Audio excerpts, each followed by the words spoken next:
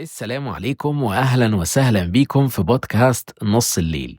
معاكم حسام علي وأنا الهوست للبودكاست الجميل ده. وفي البودكاست ده بنتكلم فيه عن مواضيع ومواقف مختلفة ممكن نكون بنمر بيها في شغلنا، مع صحابنا أو في البيت. وهتلاقوا حاجات كتير أوي مشتركة ما بيننا لما نتكلم في الحاجات دي في كل حلقة. وللعلم يعني الكلام ده من وجهة نظري الشخصية، مش كلام علمي خالص على الإطلاق.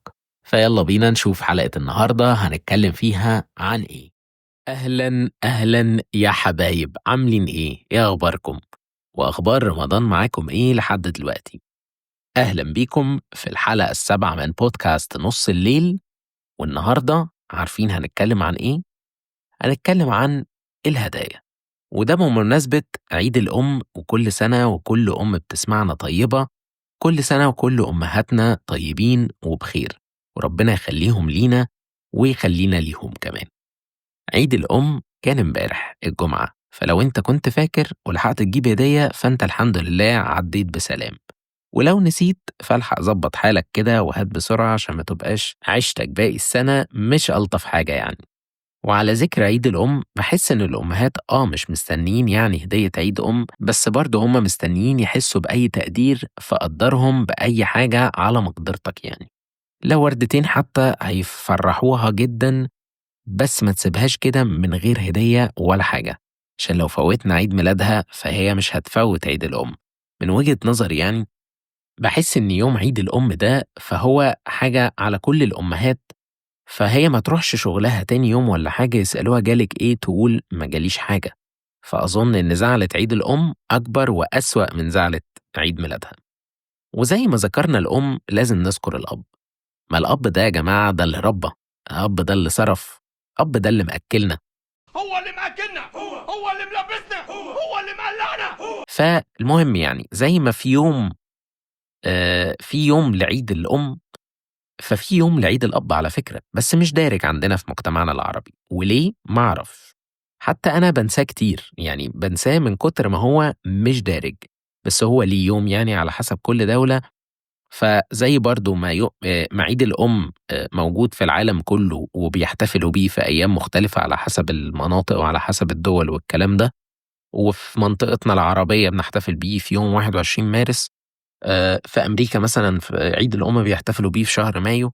المهم يعني إن في يوم لعيد الأب برضه، وبيبقى على حسب كل دولة وعلى حسب كل منطقة، فممكن تدوّر عليه، وفي الغالب بيبقى تالت حد من شهر يونيو. بس بتحس إن دايمًا الأم مذكورة على طول والأب مُهمّش على طول. وللعلم أنا مش ضد عيد الأم ولا ذكر الأم دايمًا خالص، بالعكس أنا مقدّر جدًا لدور الأم، وبالأخص زمان، لإن الأم كانت تعتبر بتعمل كل حاجة، بتربي وبتغسل وبتطبخ وبتداوي، ومش بعيد مع كل ده كانت بتشتغل. دلوقتي بقى لو في شغل في الغالب هيبقى في ناني أو baby sitter بتربي، بس برضه ده لا ينفي دور الأم. فعشان نبقى على نور كده، أنا مش ضد المرأة، أنا مع المرأة جدًا. بس زي ما باقول كده باحس إن الأب مُهمّش. الأبهات غالبًا ما عندهمش حساسيات الهدايا والأعياد دي، بس ما أظنش إن في أي إنسان على وجه الكرة الأرضية مش بيتبسط لمّا يلاقي الناس اللي حواليه فاكراه أو مقدّراه. عندي إحساس كده إن الأنثى دايمًا مستنية التقدير، ولو ما لقيتهوش هتزعل جدًا. لكن الذكر مش مستني التقدير، بس لو لقاه هيفرح جدًا. وما أعرفش هل ده إحساسي أنا بس والّا لأ؟ ممكن تقولوا لي يعني في الكومنتات ونعرف كده الدنيا ماشية إزاي. فعايزك تتخيل معايا كده وتتخيلي معايا كده، إحنا هنجنب موضوع الأمومة دلوقتي وعيد الأم وموضوع الأب وعيد الأب، ونخلّينا فيك أنت كشاب أو خلّينا فيكِ أنتِ كشابة. لمّا كنتم شباب يعني وعيد ميلادك جه، هل كنت بتستنى حد يعمل لك حاجة؟ لو فلو أنت مستني وما لقيتش اللي مستنيه أكيد هتزعل، وتتضايق جدًا، حتى لو من جواك، ويعني حتى لو كان من جواك الزعل ده وما بيّنتش ده أوي وما اتقفلتش من الأشخاص دي. ولو لأ، بس اتعمل لك عيد ميلاد وجالك هدايا، أكيد، أكيد هتبقى فرحان جدًا. فبالمثل باحسه مع الأم والأب. الأم مستنية ده ومش هتقول إنها مستنياه، بس لمّا يحصل هتفرح، ولمّا ما يحصلش هتزعل جدًا. لكن الأب مش مستني ده، ومش هيقول برضه، بس لمّا يحصل وييجي له حاجة أو يتم يعني الاحتفال بيه، فأكيد هيفرح جدًا. وعلى فكرة الكلام ده أنا مش باعمّمه على الناس كلّها، بس باحس إن دي الأغلبية، وده إحساسي أو وجهة نظري أنا، برضه أنتم ممكن تقولوا لي اللي أنا بافكّر فيه ده، أنتم بتحسّوا بيه برضه والّا لأ؟ بس في العموم يعني أنا باحاول عمومًا كده أقنع الناس اللي حواليّا، سواء بقى راجل أو أنثى، متوقّع حاجة أو مش متوقّع حاجة تيجي من شخص، ما تستناش حاجة من حد، أهو على الأقل لمّا حد يعمل حاجة تعرف تفرح أوي. بُصّوا هاحكي لكم حكاية كده. أنا كحسام زمان كنت بابقى مستني جدًا وأزعل جدًا لو ما حدش جاب لي حاجة، وزمان ده مش وأنا في ابتدائي مثلًا لأ، ده كان لحد كُلّية مثلًا، بس جيت في وقت من الأوقات كده حسبتها بعقل شوية، هو أنا مستني ده من مين؟ من فلان صح؟ اللي هو المفروض إن هو صاحبي يعني صح؟ آه، فعشان كده لو ده ما حصلش فأنا أكيد، أكيد هازعل. أقول لك على الكبيرة بقى، اللي أنا مستني منّه إنه يعمل حاجة أو يجيب لي حاجة بنسبة 70% مش هيعمل، واللي أنا مش مستني منّه كان بيعمل الحاجة دي، فهمت حاجة؟ يعني ممكن يكون اللي أنا فاكره إني عزيز عنده أو اللي أنا فاكر إني عزيز عنده يعني، مش شايفني أصلًا، واللي أنا فاكر إني ولا حاجة عنده، ده أنا فعليًا كل حاجة، وده شايفني جدًا. بس فمن بعدها وأنا بطّلت أحُط آمال في أي حد حواليّا، بل بالعكس ما استبقش حُكمي على علاقتي بحد إلا بعد ما أشوف منّه هو شايفني إزاي عنده، وده هيدخّلنا في كلام كبير ممكن يعني نخلّي الكلام ده فيما بعد، بس عشان نقفل الحتّة دي فأنا بطّلت أتعامل إلا بالمثل، وده مريّحني جدًا، يعني هتجيب لي هاجيب لك، مش هتجيب لي بالسلامة، وعادي إحنا عارفين بعض برضه والدنيا جميلة ولا أزعل ولا أنت تزعل. ونرجع تاني بقى للأم والأب، هل العلاقة دي كده تنفع مع أمك وأبوك؟ أكيد لأ، ما أظنش إنهم مش هيجيبوا لك، بس لو حتى ده حصل منهم سهوا مرة والّا حاجة، إياك تعمل بالمثل، لإن دول أمك وأبوك، وده نوع من أنواع البِر يعني، فما ينفعش إنك تتعامل بالمثل. ونيجي لنقطة مهمة بقى وعامة في موضوع الهدايا ده، وأحب أشيد هنا بدور الأنثى في أي هدية، بجد يا جماعة البنت بتعرف كويس أوي تختار هدايا يعني بنسبة 95%، 95% من البنات مش البنت كبنت بتعرف تختار هدايا بنسبة 95%، لأ هي البنت لمّا بتعرف تختار هي بتعرف تختار عمومًا بالنسبة لي يعني. البنات بيعرفوا يجيبوا هدايا صح جدًا، سواء لبنت أو لولد، والعكس بقى، الولاد ما لهمش في اختيار الهدايا خالص، وأحب أذكر نفسي معاهم يعني، يعني أنا مع الولاد، مع أغلبية الولاد في الحتة دي، ما باعرفش أجيب هدايا بصراحة يعني، قليل أوي اللي تلاقيه من الولاد عارف يختار ويجيب هدية في الوقت الصح، يعني يمكن نسبة مثلًا 25% مثلًا من الولاد اللي يعرفوا يختاروا صح وده أنا كده كارمهم، يعني أنا كده كارم الذكور يعني عن البنات. غير كده بقى تلاقيهم بلح، على الله حكايتهم وماشيين بنور الله والدنيا زي الفل. فبصراحة يعني لو في هدية لحد وفي بنت موجودة في التفكير في الهدية دي، ففي الغالب بتلاقي الأفكار مضبوطة 100%. لكن الولاد بتحس إنك في مهرجان كده، مش بتفكر في هدية لشخص بجد أصلًا. إحنا بشعين، بشعين في اختيار الهدايا بجد، يعني مش هانكر ده، مش هاقدر أنكر حاجة زي كده. البنات بقى عندهم حتّة التركيز في كلام اللي قدّامهم، ويفضلوا فاكرين هو قال إيه من 3، 4 شهور، ودي حاجة عظيمة الحقيقة.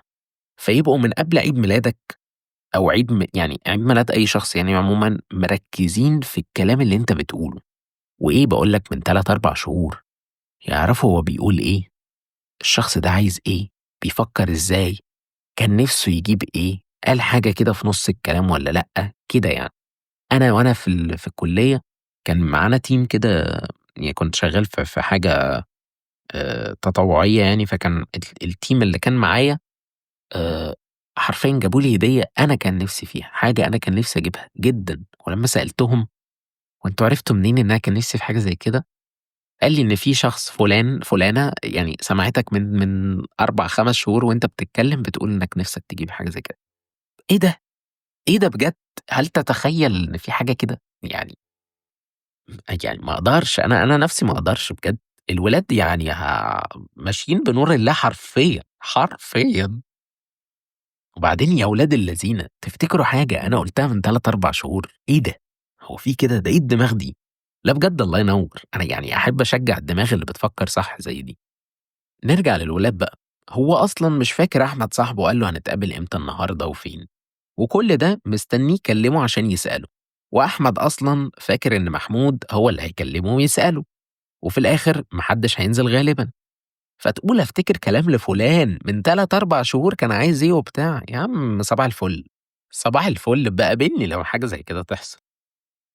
وبعدين ده ما ينطبقش أوي على أعياد الأم والأب، يعني عيد الأم وعيد الأب يعني قصدي، وأعياد ميلادهم، لإن تقريبًا أنت بتبقى جِبت كل حاجة على مدار 20 سنة، فما تبقاش عارف تجيب إيه، ولو سألت هيترد عليك بمش عايزين حاجة، عايزين سلامتك، ماشي حاضر يا سيدي، ماشي حاضر يا ستي، آدي سلامتي أهي، إيه غيرها طيب ممكن تحتاجوه قولوا لي، فتلاقي نفسك مرمي في الطل كده لوحدك، عايز فكرة جهنمية لهدية عيد الأم بقى، وأحسن لك وأحسن للأمة العربية كلها إنها ما تكونش حاجة مكررة، عشان لو حاجة مكررة قُل على نَفْسك يا رحمن يا رحيم باقي السَنة، هيتقال لك بقى براحتك وأنت حُر والكلام اللي آخرته وِحشة ده، عارفه؟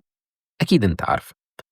أنا بقى ما باحبش كده خالص، أنا أحب جدًا لمّا أسألك أنت عايز إيه وتقول لي عايز كذا، الله، الله! دي حاجة تحفة بالنسبة لي، حاجة تحفة يعني تاخُد عليها بوسة، يعني إيه ده!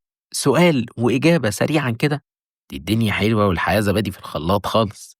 لكن بقى مش عايزة تقولي لي عشان تشوفي معزتِك عندي والكلام ده، لأ، صعب، صعب أوي، صعب أوي معايا أنا يعني.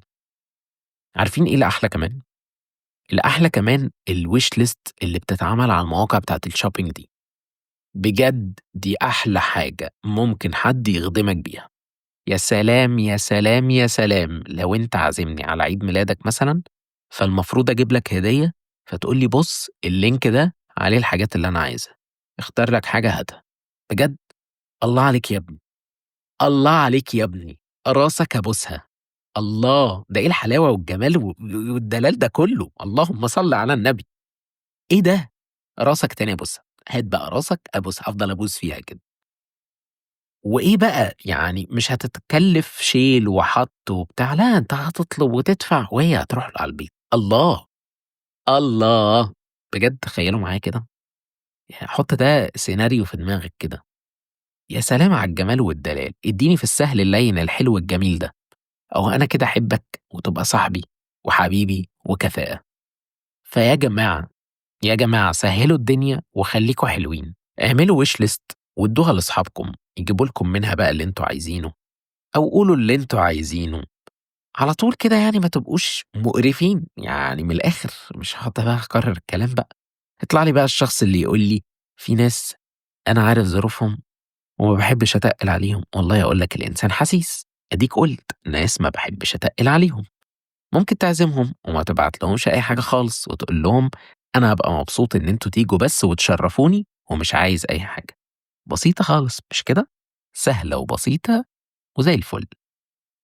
بس يا جماعة هانهي الحلقة هنا بمناشدة لكل أمهات العالم العربي أجمع بإنكم يا ماميز تعملوا wish list حلوة كده على أي موقع نعرف منها بتفكروا في إيه بس، لأننا تعبنا والله والله تعبنا، يعني يا أمي أنا تعبت، تعبت من السؤال وتعبت من التفكير، يا تقولي لي يا مش عارف والله يا تحطي wish list أسهل وأبسط، حسوا بينا شوية بقى يا جماعة مش كده.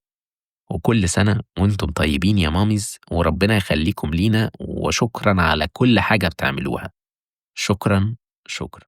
وإلى هنا تنتهي حلقتنا اليوم في بودكاست نص الليل، واشوفكم في الحلقات الجاية إن شاء الله، واشوفكم على خير. سلام يا حبايب.